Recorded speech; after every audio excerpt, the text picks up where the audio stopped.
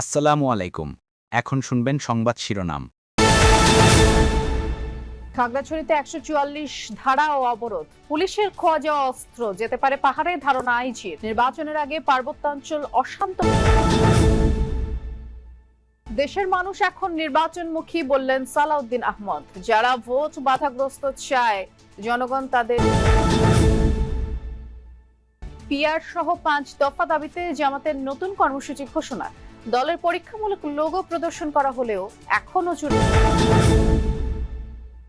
New ইয়র্কে জাতিসংঘ মহাসচিবের সাথে প্রধান উপদেষ্টার বৈঠক, নির্বাচন ও সংস্কার নিয়ে আলোচনা, রোহিঙ্গা সংকট নিয়ে বিশেষ অধিবেশন। এতক্ষণ শুনছেন সংবাদ শিরোনাম, এখন শুনবেন বিস্তারিত। খাগড়াছড়িতে ধর্ষণ ঘটনাকে পুঁজি করে পাহাড় অশান্ত করার পরিকল্পনা করেছে ইউপিডিএফ। এর রেশ অন্য পার্বত্য জেলায় পড়ার শঙ্কাও আছে। সকালে গণমাধ্যমের সাথে আলাপকালে কথা বলেছেন সেনাবাহিনীর Khagrachari region commander brigadier general Hasan Mahmud. তিনি বলেছেন, পার্বত্য চট্টগ্রামকে অস্থিতিশীল করার চেষ্টা বৃহৎ পরিকল্পনার অংশ। জাতীয় নির্বাচনকে ইঙ্গিত করে তিনি বলেন, সামনে দেশের অনেক বড় কিছু বিষয় রয়েছে যেগুলো বানচালের জন্য এ সকল ঘটনা ঘটানো হচ্ছে। বলেন, পূর্ব পরিকল্পনা মতো বহিরাগত সন্ত্রাসী দিয়ে তুচ্ছ ঘটনাকে কেন্দ্র করে পুরো শহরে সহিংসতা ছড়ানো হয়।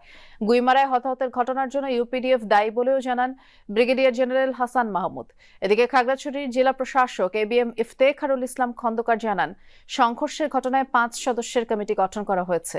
আন্দোলনরতদের ৮টি দাবির মধ্যে ৭টি সমাধানের ব্যাপারে কাজ চলছে। আর অবরোধ প্রত্যাহার করলেই ১৪৪ ধারা প্রত্যাহারের বিষয়ে সিদ্ধান্ত হবে। এদিকে তৃতীয় দিনের মতো খাগড়াছড়িতে ১৪৪ ধারা বলবৎ আছে। শহরে ঢুকতে বা বের হতে তল্লাশির মুখোমুখি হতে হচ্ছে। যুব ছাত্র জনতার অবরোধ শিথিল থাকলেও অভ্যন্তরীণ বা দূরপাল্লার গাড়ি চলছে না। পার্বত্য চট্টগ্রামকে অস্থিতিশীল এবং সাম্প্রদায়িক দাঙ্গা সংগঠনের বিষয়টি একটি বৃহত্তর ষড়যন্ত্রের অংশ এবং এ ব্যাপারে এই সকল প্রমাণাদি আইনশৃঙ্খলা রক্ষাকারী বাহিনীর কাছে আছে। এটা আপনাদেরকে দিয়ে দেওয়া হবে এবং আমাদের কাছেও সকল প্রমাণাদি আছে, ভিডিও আছে। এবং একই সাথে সকল ধরনের অপপ্রচার বা উস্কানিমূলক কর্মকাণ্ড সত্ত্বেও বাংলাদেশ সেনাবাহিনী এই বাংলাদেশের যে অবিচ্ছেদ্য অংশ, এটা রক্ষায় দৃঢ় প্রতিজ্ঞ। এবার একটু খাগড়াছড়ি যাব, আমাদের সহকর্মী রিয়াজ রায়হান আছেন সেখানে। রিয়াজ, আপনি এখন শহর এবং এর আশপাশের পরিস্থিতি কেমন দেখছেন জানাবেন। যেহেতু ১৪৪ ধারা বলবৎ আছে, প্রশাসনের তৎপরতা কেমন? আমি শহরে আসলে ছিলাম, সকাল থেকে ছিলাম। কিছুক্ষণ আগে আমরা এসেছি গুইমারায়, যেখানে 2 দিন আগে 3 জন নিহত হয়েছে এবং প্রায় ২৬-২৭ জনের মতো আহত হয়েছিলেন সেনা কর্মকর্তা সহ। তো সেখানে এসেছি, যেখানে পড়ে গিয়েছে প্রায় শতাধিক ঘর বাড়ি এবং দোকান থেকে শুরু করে পাহাড়ি বাঙালি দুই পক্ষেরই এখানে অন্তত প্রায় ১৩০ থেকে ৪০টি দোকান এবং বসতঘর সহ পড়ে গেছে। তো আমরা এখানে এসেছিলাম মূলত জেলা প্রশাসন এবং যারা রয়েছেন জেলা পরিষদ এবং জেলা প্রশাসনের পক্ষ থেকে এখানে তাদের যারা ক্ষতিগ্রস্ত হয়েছেন তাদেরকে পুনর্বাসন কিভাবে করা যায়, তাদেরকে কিভাবে সহযোগিতা করা যায়, আপাতত তারা চলার মতো যাতে সুযোগ তৈরি হয় পাহাড়ি এবং বাঙালি যারা ক্ষতিগ্রস্ত হয়েছেন তাদের সাথে দেখা করার জন্য।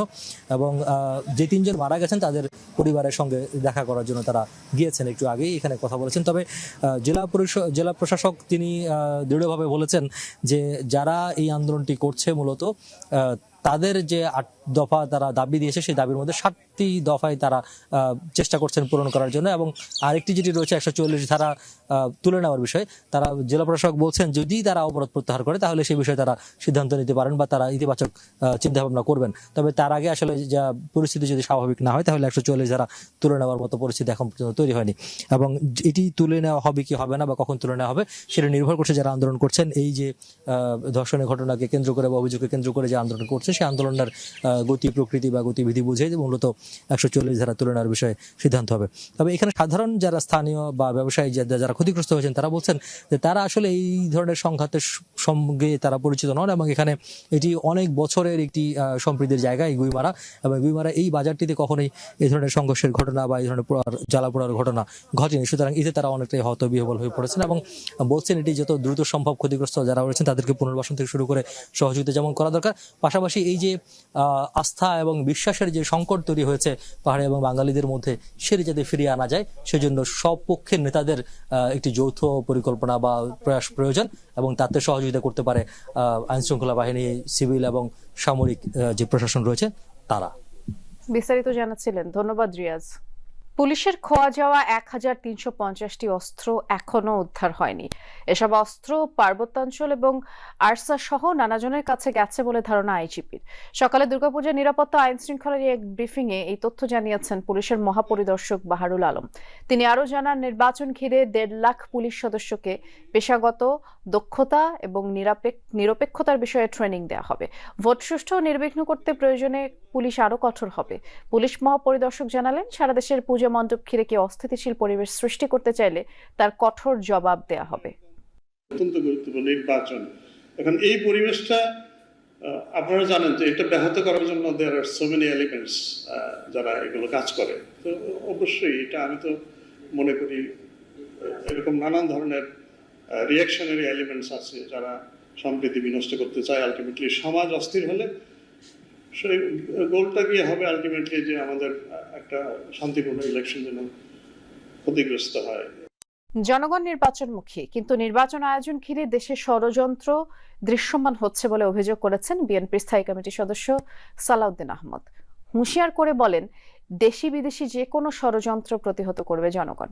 যে উদ্যানে এক কর্মসূচিতে অংশ নিয়ে বিএনপির এই নেতা বলেছেন, ধর্মের ভিত্তিতে রাজনীতিতে বিভাজন চায় না বিএনপি।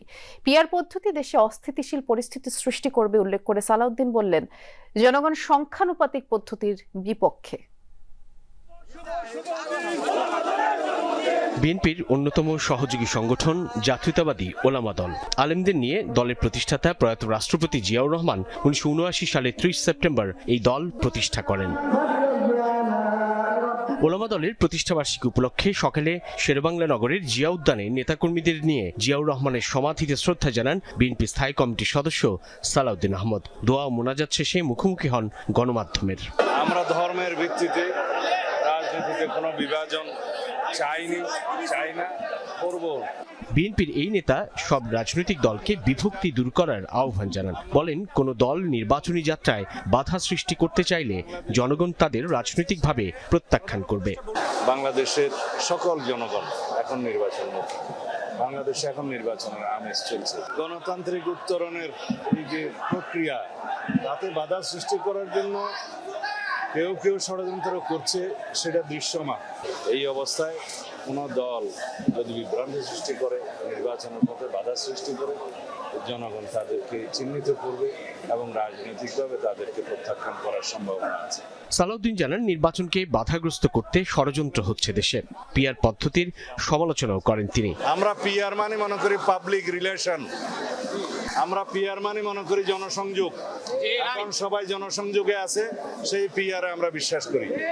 যারা প্রপোর্শনাল রিপ্রেজেন্টেশন মানে পার্মানেন্ট রেস্টলেসনেস প্রতিষ্ঠা করতে চায়, তারা সফল হবে না। গণ অভ্যুত্থান পরবর্তী পরিস্থিতিতে বাংলাদেশের জনগণ সংকল্পবদ্ধ। এদেশের গণতন্ত্র উত্তরণের পথে যারাই বাধা সৃষ্টি করবে এবং কোন রকমের ষড়যন্ত্র করবে, সে দেশি হোক বিদেশি হোক, তাদেরকে তারা প্রতিহত করবে। বিএনপি সব ধর্ম বর্ণের সমন্বয়ে দেশ গড়তে চায়